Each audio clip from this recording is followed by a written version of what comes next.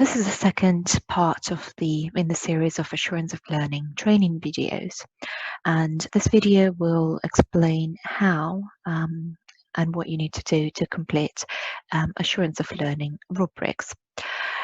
If you haven't checked the first video, you haven't reviewed the first video, which will tell you how to check if your module is a part of Assurance of Learning, then please do so. We will assume that you have received Assurance of Learning email. The email would normally contain all of the associated instructions, so you could read through them, and it would also contain 3 attachments, which would be your zip folder with all of the Assurance of Learning rubrics, a descriptor of the Assurance of Learning goals and criteria, so just a generalized document outlining HBS Assurance of Learning goals and criteria. And finally, an Excel spreadsheet, Assurance of Learning main spreadsheet, which would contain all the mapping. So in order to find out which rubrics to complete, you need to open the first document, which would be Excel spreadsheet, Assurance of Learning mapping matrix. Double-click on it to open the spreadsheet. In order for you to be able to navigate the spreadsheet, so select and deselect items on the drop-down menus, you need to enable editing, a small button at the top of your screen. Once you have selected enabling the spreadsheet, select the program of studies on which your module runs. For example, I will select Accounting and Accounting and Finance. Use a second column to select the module which you're leading. I will use as an example the module with the module code 4BOS 1102, which is the Accounting Professional module. This module is a part of the Assurance of Learning, and you can observe that it runs on 2 different programs, so 2 different pathways. First, Accounting pathway and Accounting and Finance pathway. It is quite a crucial point, and I will get back to it very shortly. Now, the second from the right column will give you an idea of which Assurance of Learning criteria this module is covering, and it is covering Assurance of Learning criteria 1.3, appropriate written and spoken interpersonal communication, and criterion 4.3, teamwork approach. Bearing in mind that your module is covering specific criteria 1.3 and 4.3, go back to my email and open a zip folder titled Assurance of Learning Rubrics. Here you can select the rubrics which are associated with your module. In case of our example, the Accounting Professional, it was a rubric 1.3.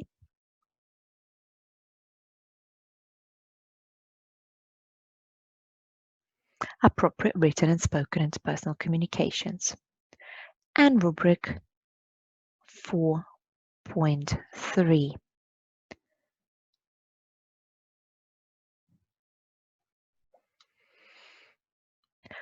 Which is constructive teamwork approach.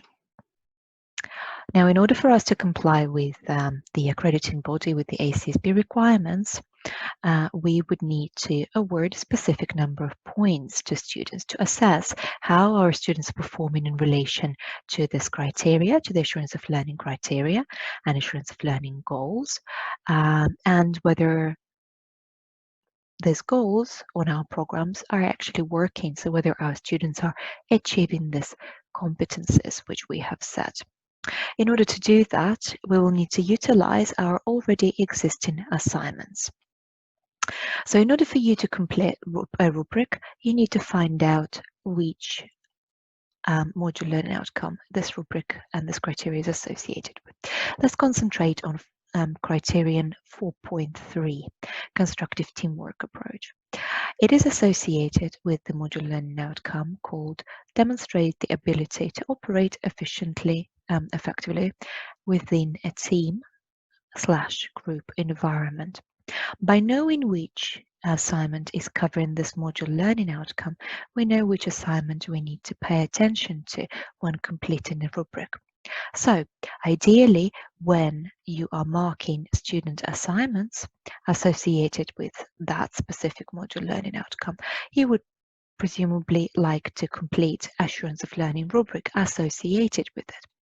We would need you to include student names or student IDs. That is absolutely fine. You can right click and insert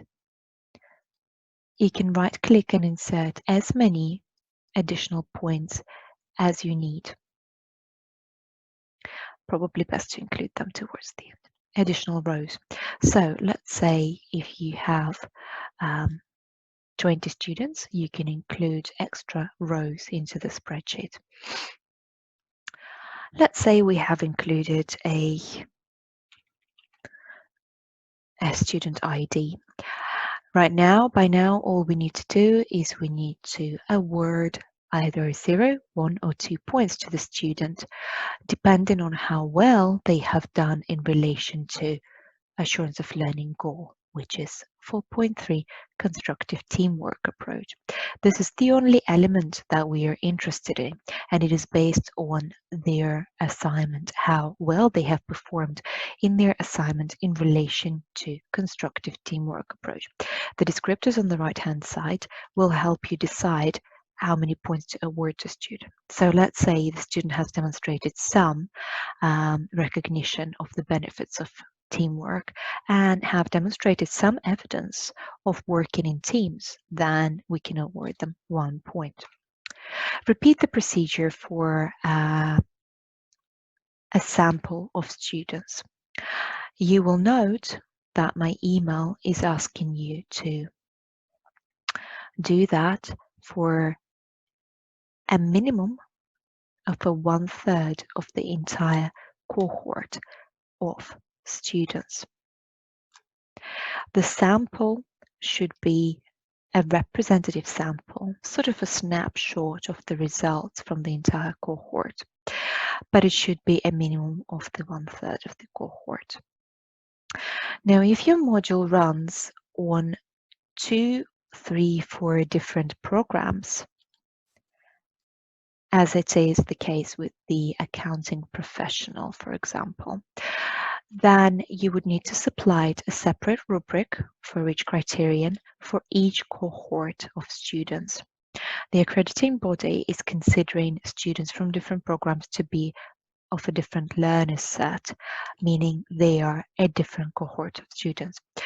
This is why you'll need to supply 2 rubrics for 1.3 assurance of learning criteria, one for accounting cohort and one for accounting and finance, and do the same for another rubric if your module covers more than one assurance of learning criterion.